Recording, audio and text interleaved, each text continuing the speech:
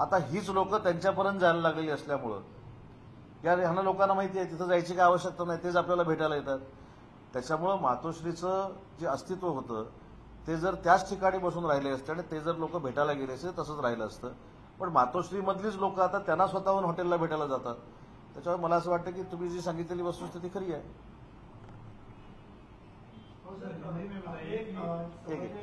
नेते संजय शिरसाट सातत्याने गेले 2 दिवस म्हणतात की सोमवारी मोठा भूकंप होणार आहे, मोठा धक्का बसणार आहे. काय भूकंप होणार, कुठला नेता महाराष्ट्रात येणं अपेक्षित आहे? मला असं वाटतं की संजय शिरसाट हे शिवसेनेचे प्रवक्ते आहेत. त्यांनी एखादी जी गोष्ट सांगितलेली आहे ती योग्यच असणार आहे आणि राजकीय भूकंपाची चाहूल अगोदर दिली पाहिजे.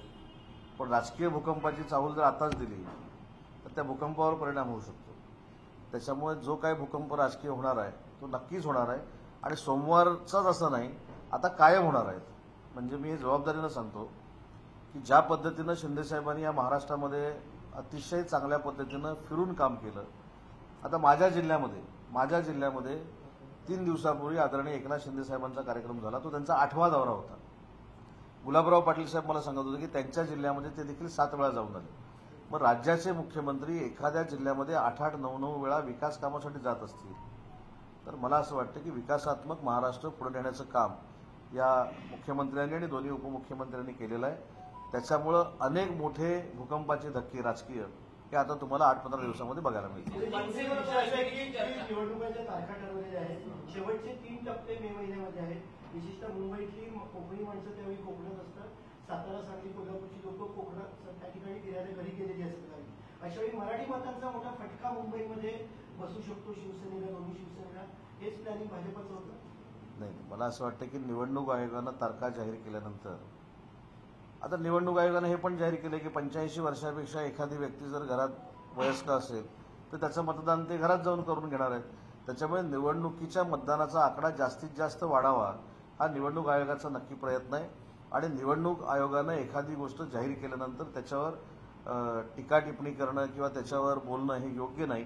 निवडणुका जर आपण खिलाडूवृत्तीनं लढणार असू आणि जिंकण्याच्या आणाभाका घेणार असू तर निवडणूक आयोगानं ज्या तारखा दिल्या आहेत त्याला निवडणुकीला सामोरं जाणं हे प्रत्येकाचं कर्तव्य आहे.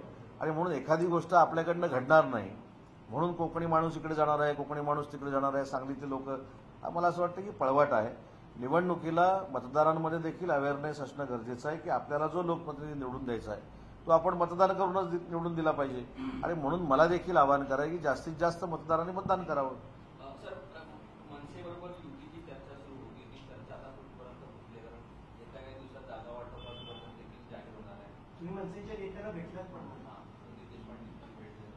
नाही, मी मनसेच्या नेत्यांना जे भेटलो ती मैत्रीची भेट होती. अमेय खोपकर हे मध्ये रुग्णालयामध्ये होते आणि त्यांनी मला चहासाठी त्या ठिकाणी बोलवलं होतं. त्यांच्या प्रकृतीसाठी मी तिथे गेलेलो होतो आणि ते आम्ही ज्या क्षेत्रामध्ये काम करतो त्या क्षेत्रामध्ये ते काम करतात, काही संस्थांवर काम करतात. तिथे संदीप देशपांडेंची माझी भेट झाली आणि मनसेची युती कॅफे हाऊसवर माझ्यातर्फे बोलून घडणार नाही हे देखील आपल्याला सांगतो. एवढा काही मी राजकीय फार मोठा नाही, त्याच्यामुळे ते माझे मित्र आहेत, त्यांच्याशी मी भेटलो पण त्याची पण न्यूज झाली. नाही, मी तेच सांगितलं ना, 8 ते 10 दिवसामध्ये अनेक घडामोडी आपल्याला राजकीय बघायला मिळतील. त्याच्यामध्ये आता कोण कोणाशी बोलतोय, कोण कुठच्या पक्षाशी बोलतोय मला माहित नाही, पण आमच्या पक्षामध्ये इनकमिंग जोरात आहे.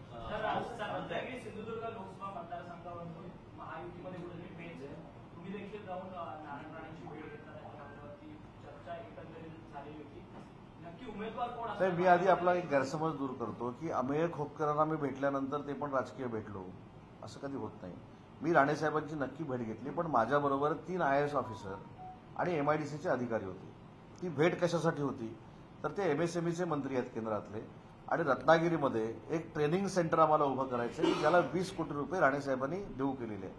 तर माझी त्यांना विनंती होती की चेन्नईचं एक जे ट्रेनिंग सेंटर रद्द झालेलं आहे 200 कोटी रुपयाचं ते आपण रत्नागिरीमध्ये करावं. ही विनंती घेऊन माझे अधिकारी तिथे घेऊन मी गेलेलो होतो आणि अधिकाऱ्यांच्या समोर रत्नागिरी सिंधुदुर्ग कोणाला सोडायची, तुम्हाला सोडायची की मला सोडायची ही तर काही चर्चा होणार नाही.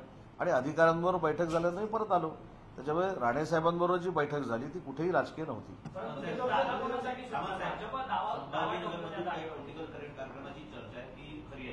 काय काय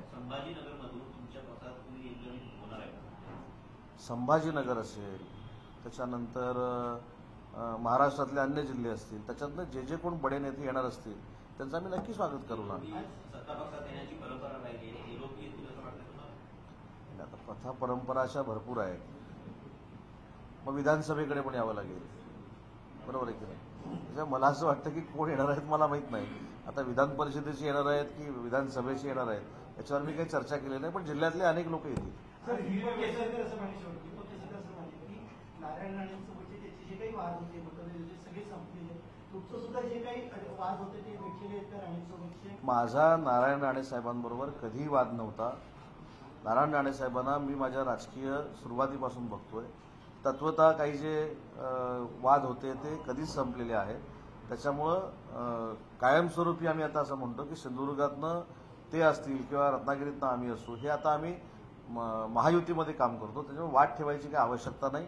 महायुतीचा उमेदवार कुठच्याही परिस्थितीमध्ये रत्नागिरी सिंधुदुर्ग जिल्ह्यातनं फार मोठ्या मताधिक्यानं निवडून जाणार, ही काळ्या दगडावरची रेघ आहे. शिवसेनेला सुटणार का रत्नागिरी सिंधुदुर्ग? कारण की भाजप सुद्धा दावा करतात, भाजप देखील पक्षश्रेष्ठींकडे त्यांच्याकडे मागणी करते की जागा आपल्या नाही, दावा करणं काही चुकीचं आहे. भाजपनं दावा करावा, आम्ही दावा करावा, अन्य पक्षांनी दावा करावा. शेवटी एकाला कोणाला तरी तिकीट मिळणार आहे. दावा करतात त्या सगळ्यांनाच मिळणार नाही. तुमची भाषा बदलल्यासारखं वाटत नाही, कारण की तुम्ही काही दिवसांपूर्वी इथे धनुष्यबाणाचा दावा आहे. आजही सांगतो ना, भाषा बदलण्याचा प्रश्नच नाही. पण त्यांनी काय विचारलं की भाजप दावा करतंय का, तर भाजपला दावा करण्याचा अधिकार आहे. आणि काल पण जे मी सांगितलं, परवा पण सांगितलं, तर आज पुन्हा एकदा सांगतो की मागच्या निवडणुकीला शिवसेना त्या ठिकाणी जिंकलेली होती. दुर्दैवानं ते खासदार जे आहेत ते आमच्यासोबत शिंदेसाहेबांबरोबर आले नाहीत. त्याच्यामुळे तिथं शिवसेनेचा दावा कालही होता, आजही आहे आणि उद्या देखील लढणार आहे. ते एकनाथ शिंदे साहेब ठरवणार. होता है कि कल राहुल गांधी की सभा है, क्या कहेंगे? नहीं, वो जो मेळावा है